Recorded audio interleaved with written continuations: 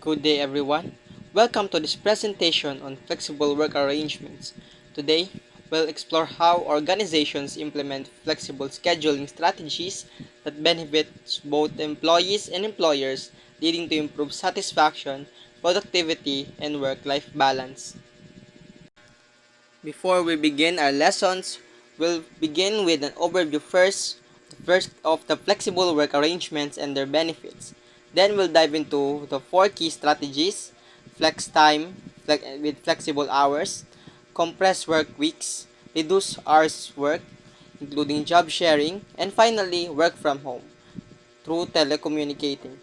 So, without further ado, let's get started. So let's start with the fundamentals. Flexible work arrangements are one of the most popular organizational development interventions today, giving employees flexibility in when, where, and how long they work. Flexible work arrangement gives employees control over their work schedules. Research by Baltes and colleagues shows employers who implement these arrangements see significant lower absenteeism and turnover alongside productivity and job satisfaction. Employees benefit from much better work-life balance and reduced commuting costs. In this presentation, we examine four key strategies that organizations can adopt. The first strategy we have is flex time. So flex time is a work schedule where employees have flexibility in the hours they work. This is the most common flexible arrangement offered by 52% of the US organizations. So flex time has three essential components.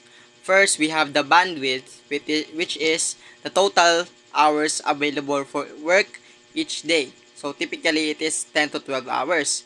Second is the core hours. So that is the period when all employees must be present, usually when the organization is the busiest.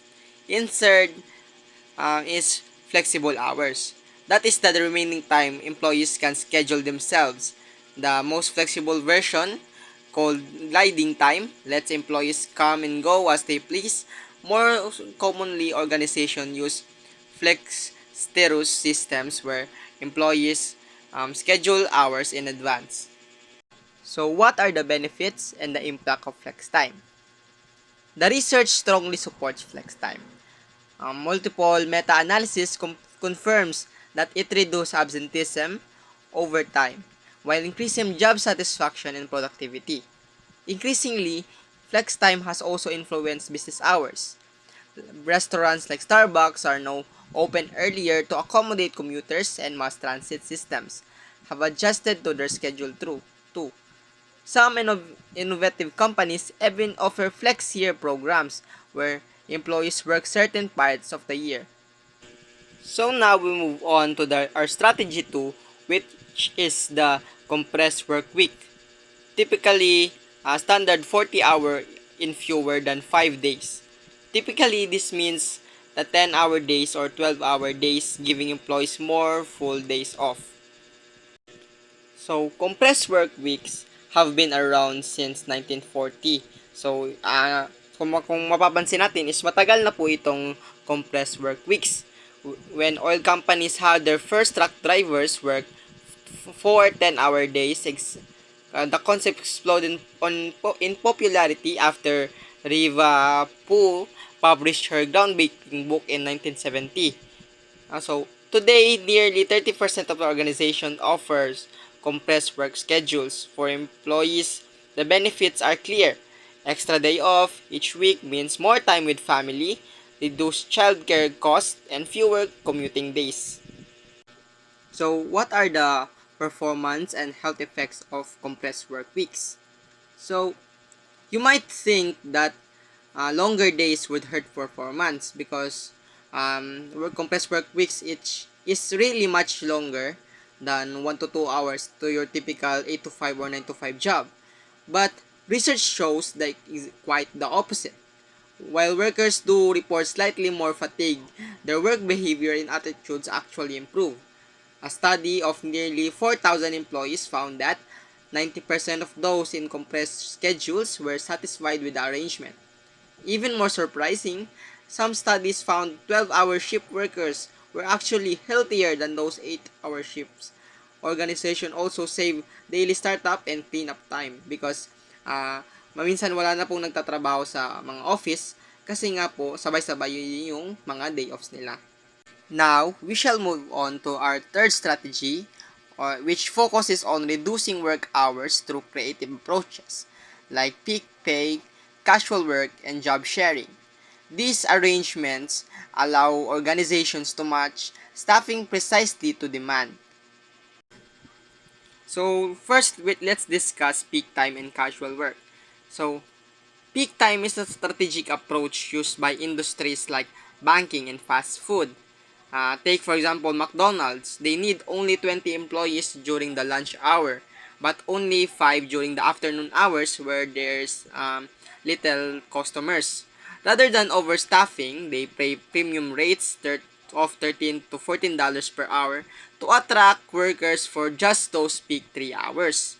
Everyone wins. Like the workers earn a good daily wage and the organization saves money because they don't overstaff. Similarly, casual work arrangement let organizations staff up flexibly for seasonal needs or special events. So next up, we have job sharing. So you can think of job sharing as next level part-time work. Unlike typical part-time jobs in retail, job sharing applies complex professional roles like teaching and accounting. Two employees share one position, meaning their performance is interconnected. The level of commitment between partners is remarkably high. Organizations use this to attract highly qualified employees who can work full-time.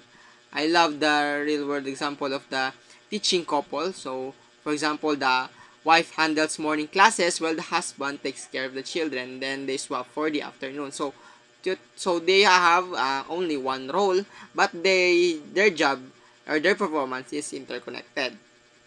So last but not the least, our final strategy, yung sikat na sikat po ngayon na sumikat nung pandemic, which is working from home or telecommuting. So with technology advances, this has become increasingly viable. The data shows that 59% of US organizations now offer some form of telecommuting. So let us proceed to the benefits and the challenges of telecommuting or work from home. So telecommuting has the strongest research support of all flexible arrangement. A comprehensive meta-analysis found that telecommuters outperform their office-bound colleagues while reporting higher job satisfaction and less work-family conflict. The benefits are clear for both sides. So the employees save time in commuting in childcare while employers save on real estate costs. But unlike every other strategies, it has its challenges too. Unions worry about organizing remote workers and maintaining work-life boundaries becomes harder when your office is at your home. So, let's talk about the one of the impacts of telecommuting, which is the consequences of empowerment. So, flexible work arrangements are fundamentally about employee empowerment. With greater control comes both benefits and responsibilities. Employees experience higher job satisfaction and reduced stress from having control over their schedules. Financially empowered employees often earn bonuses and pay increases. Career-wise, flexibility can increase job security and marketability.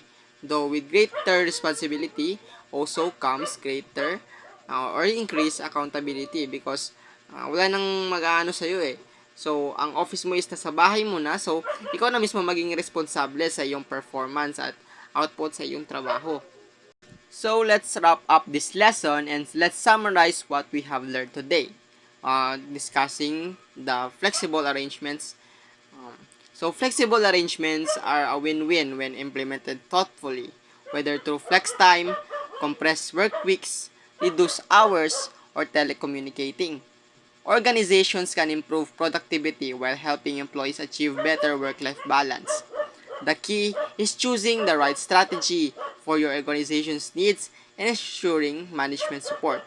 So, thank you for your attention. I am David Jodo Asin, and I look forward to discussing how these strategies can work for your organization in the future. Salamat po.